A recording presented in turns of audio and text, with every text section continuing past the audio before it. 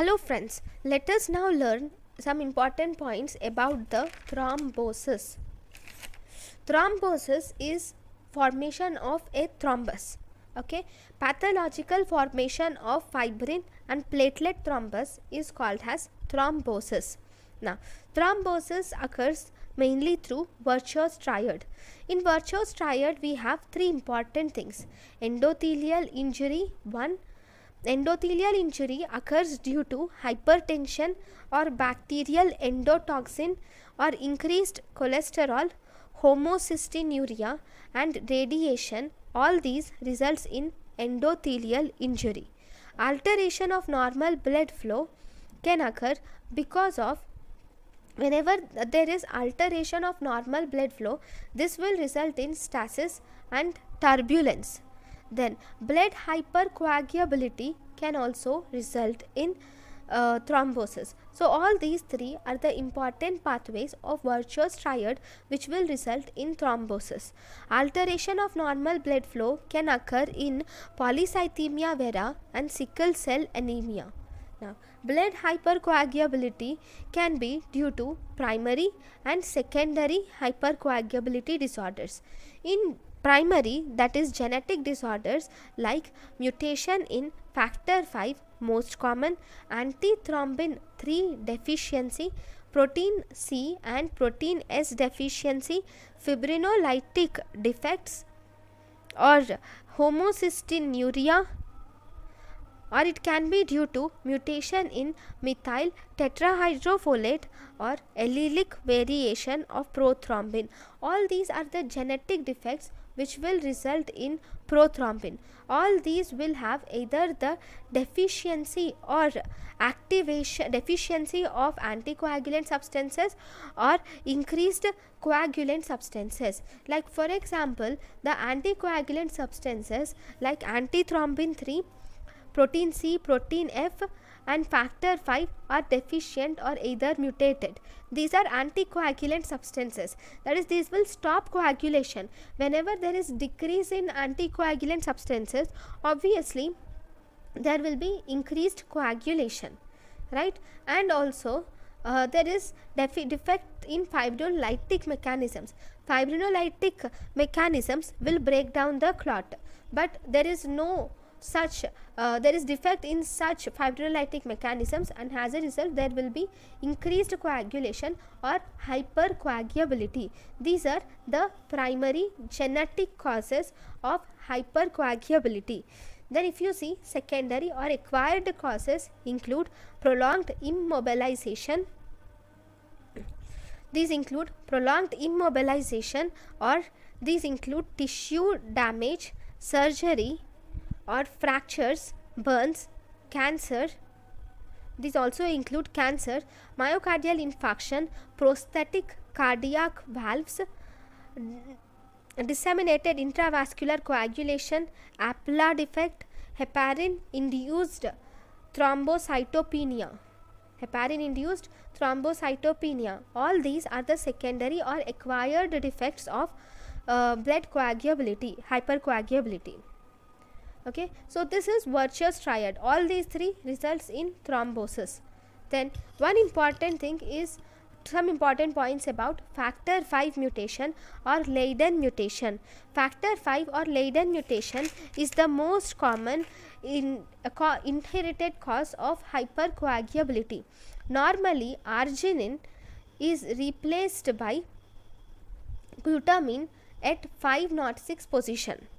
Whenever there is arginine replaced by glutamine at 506 position, the protein C develops resistance to degradation, and thus instead of causing coagulation, anticoagulation, it causes coagulation. Instead of blocking the clot mechanism, it increases clot mechanism.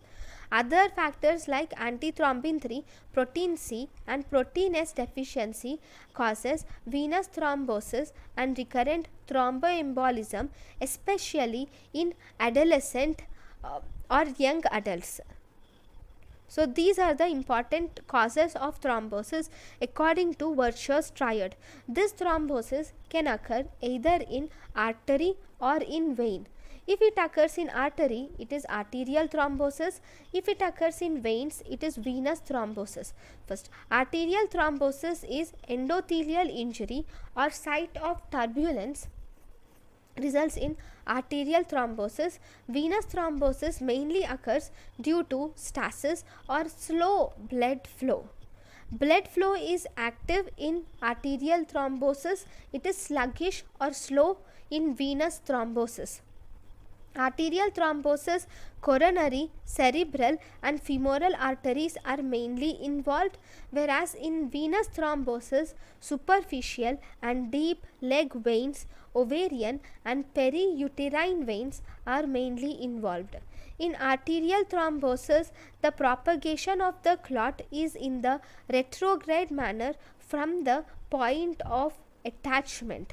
From the point of attachment, the thrombus goes around in opposite direction in arterial thrombosis. In venous thrombosis, the propagation of clot is in the anterograde direction. So if you see, if this is the direction of blood flow, the clot in arterial thrombosis is going in backward direction or opposite to the direction of blood flow or retrograde manner to the direction of blood flow.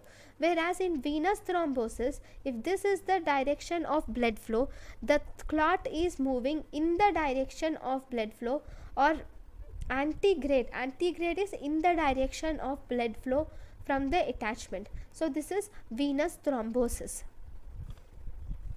Now, grossly, if you see, there will be presence of lines of Zahn in arterial thrombosis, whereas lines of Zahn are absent in venous thrombosis. So, microscopically in arterial thrombosis, you will see two layers are present alternating with one another. There will be one layer of platelets and again surrounded by red blood cell layer and again a platelet layer and then a red blood cell layer and platelet and red blood cell layer. So in this picture I have drawn platelets with brown color and red blood cells with red color, obvious. So there is pale platelet layer alternating with dark red cell layer in the thrombus. So this will result in white thrombus. So these pale platelet layers which you can see appear as lines grossly and they are called as lines of Zahn.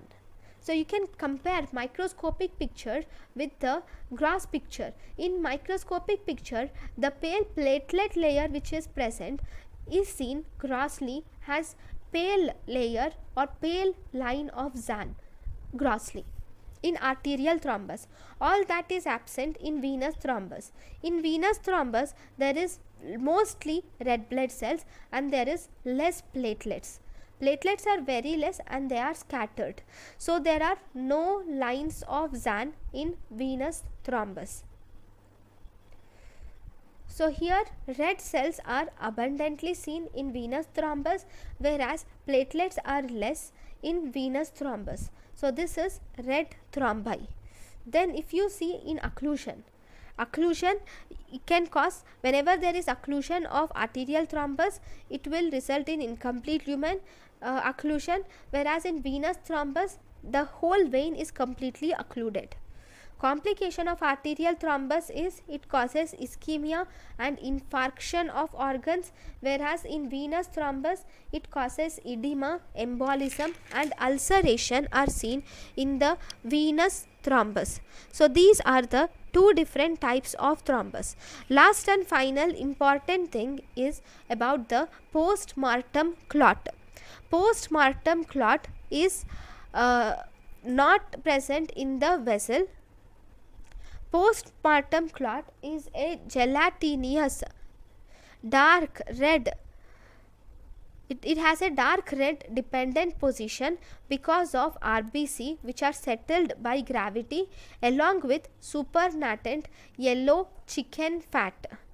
So here you will see a red blood cells which are present See, these are not present in the vessel, these are present after the death. Okay, so this is RBC which is settled down, and above that you will see the supernatant yellow chicken fat. Okay, this is the fat and this is the RBC which is settled. This is about the post-mortem clot. Thank you for watching.